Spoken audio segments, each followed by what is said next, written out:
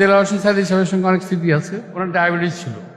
ইফতারের সময় আর বোধহয় মিনিট 4-5 মিনিট বাকি আছে, এমন সময় আমি খেয়াল করলাম যে উনি অসুস্থ বোধ করতেছে। আমি কিন্তু ওনার জেলখানার ভিতরে ওনার ওই ব্লাড সুগার টেস্ট করতাম, ওনার বিভিন্ন পরীক্ষা নিরীক্ষাগুলো আমি করতাম।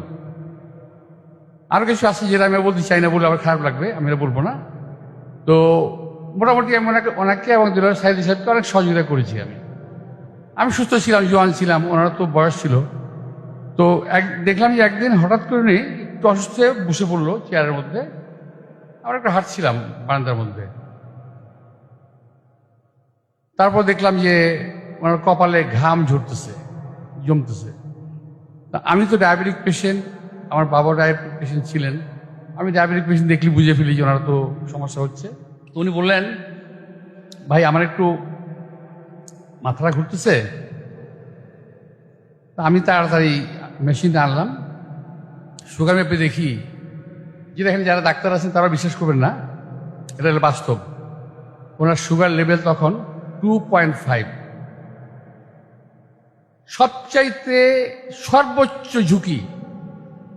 ইফতারের সময় আছে মাত্র 3 মিনিট কিংবা আরো কম।